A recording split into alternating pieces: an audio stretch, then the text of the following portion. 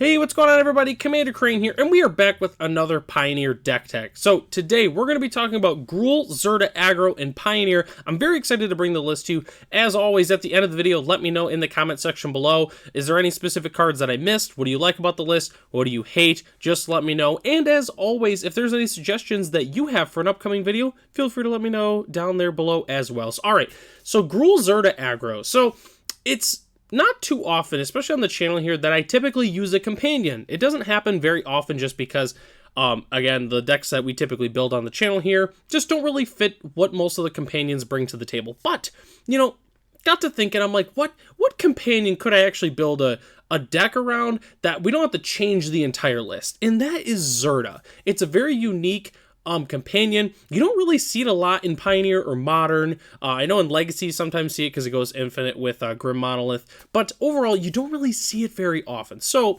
Zirda, what is Zirda? So Zirda the Dawn Waker, one red-white hybrid, 3/3 companion. Each permanent card in your starting deck has an activated ability. So obviously, you know, the lands are good, but every, you know, creature that we play has to have an activated ability, any enchantment, so on and so forth. So, you know, that can potentially limit some of the cards that we can play, but there's still a lot that we can play. And then also activated abilities you activate that aren't mana abilities cost 2 less to activate. This effect can't reduce the mana in that cost to less than 1 mana. And then 1 and tap, target creature can't block this turn. So Zirda overall, we're not playing a deck that's, you know, fully hinged on Zirda. It's really just an aggro deck to where we also can play Zirda and get some potential value from the fact that they cost 2 less to activate. So let's go and hop into it here. What cards are we playing with Zirda? So, obviously, we're playing the Elf package. We're playing 4 Land of Elves and 4 Elvish Mystics. They have activated abilities, they tap for mana, so obviously that qualifies for the deck. We're also playing 2 Ruby Daring Tracker, kind of a new card from Eldraine that I'm very, very high on. Obviously, we can tap for red or green mana, but also when it attacks, while we control a creature with power 4 or greater, it gets +2/+2, so it attacks as a 3/4, which is pretty solid overall. I'm a big fan of this card. Playing 2 copies because it is legendary, though. So, we're also playing 2 Scavenging Ooze and 4 Werewolf Pack Leader as our 2-drop. So obviously, Scavenging Ooze, it's got a great activated ability, eats stuff up from the graveyard. Werewolf Pack Leader is great. It's got the ability to turn into a 5/3 trample. So overall, really, really good. Big fan of both of these creatures. And honestly, I wouldn't even hate playing them even if we weren't playing Zirda. We're also playing 4 Obliterating Bolt. It's our removal of choice. Sad thing is we could not play Bone Crusher Giant in the list because Bone Crusher Giant doesn't have an activated ability. So we needed removal that doesn't have an activated ability, which I know Bone Crusher is weird because of the stomp or whatever, but that's why we're playing the 4 Obliterating Bolts, which is still a fantastic removal spell. So a couple of our 3-drops we're playing 2 Domre Anarcha Bolas. Obviously, it's got activated abilities. It's a Planeswalker. It's obviously got plenty of abilities, which both of them are fantastic. We're also playing 3 Mygla's Maze Crusher. It's got plenty of activated abilities. It's got 3 of them, as a matter of fact, which are all very, very good. So, and actually, Zirda honestly helps Mygla's the most. It's able to reduce it the most, really. So, it's actually, Mygla's really, really likes Zirda. So, those are our 3-drops. So, overall, the list has been somewhat similar to a lot of the Gruul Vehicles decks that are in the format, but kind of where we hit the 4 and 5 drops is where we kind of get to play some spicy cards. So, we're playing 2 Hazoret the Fervent. Don't really see this card very often in the format as a whole, occasionally in like mono red sideboards, but Hazoret is fantastic. I love Hazoret in the list. Yeah, takes a minute for it to be able to attack or block, but you know, we don't have a lot of card advantage engines flowing for the most part, so pretty much late game, this thing's always going to have, always be able to attack. And also, when we draw cards we just throw them at our opponent, which can be discounted with Zirda, which is fantastic. So I figured I'd throw that in there as well. So rounding out our creatures here, we're playing 4 Rampaging Raptor and 2 Shifting Ceratops as our other 4-drops. So Rampaging Raptor, I'm a big, big fan of the card. Obviously, it has the activated ability. We can pump it. It's basically just a red questing beast. Very, very sweet. Also, I love dinosaurs, obviously, for those who have been watching the channel for a while. So, obviously, we had to play Rampaging Raptor. So, Shifting Ceratops is a little bit of a different story. So, it was hard to kind of decide what to play in the 4-drop slot. So a lot of the normal 4-drops that we would play, unfortunately, don't have an activated ability. So it came down to playing a 4-drop that has an activated ability And at that point, it's like, what do I want to play? And I decided to play Shifting Ceratops, mostly because the Campy counter protection from blue is very, very good against a number of different decks. It's pretty good against blue-white control, you know, I mean, their removal's white, so it's not like a silver bullet, but it's really, really good against the Spirit deck. Spirits has a really hard time beating Shifting Ceratops, so I figured, you know, why not throw it in there? It's a 5/4.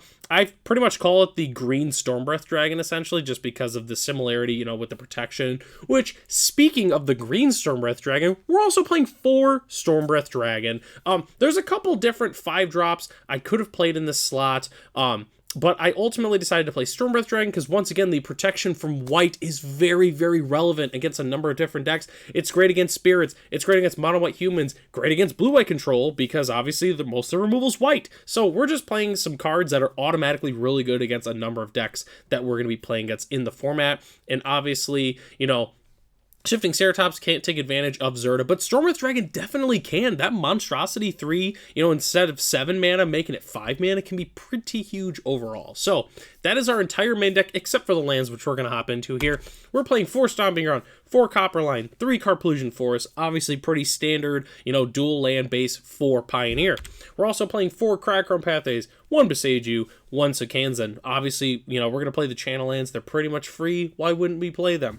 And then also, as our manland package, we're playing 2 Lair of the Hydra and 2 Mutavaults. We're playing 2 of each of those, both fantastic lands to be playing in the deck. And then rounding out our lands, we're playing 1 mountain and 1 forest. And I did choose the snow-covered lands as a spicy land of the day. I don't think I've ever included the snow-covered lands at all. Obviously, you can play regular lands. It's just I like to pick a spicy basic land.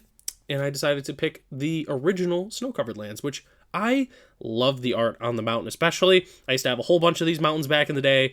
I'm just a huge fan of them. I really, really like them. The forest is also very nice as well. So that's our entire main board, but don't go away just yet. We got to talk about our sideboard real quick.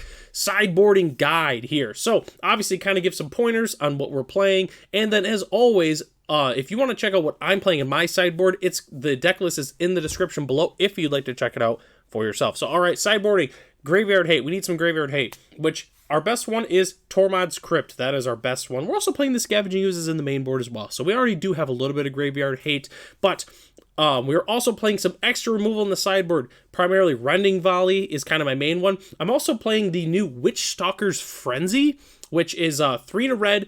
It costs 1 less for each attacking creature, and then it deals 5 damage to a creature. So it's kind of like the new, 5 damage, we want to kill Shieldred card, attack with 3 dudes. Oh, before blocks, kill it. It's just really, really good. So, but that's what I've got for my extra removal. I also threw Cindervines in there. Cindervines is a really, really fantastic card in the deck. Part of the reason is, 1, obviously, just chips away at our opponent. If they're playing problematic artifacts or enchantments, we can take care of those. If they're playing a lot of non-creatures, we bring this in as well. It's fantastic for that. And I also threw in Zirda at the bottom because, obviously, yes, Zirda is part of our sideboard. It is our companion as well. The second thing I threw it in here for is don't forget to reveal Zirda. If you do build this deck, do not forget with that Zirda. Get a tattoo on your hand, whatever you need to do. Just always remember to reveal your Zirda. It's happened to me in the past sometimes when I would play like Karuga or Kahiran, I would accidentally forget to reveal it. Don't forget to reveal your companion.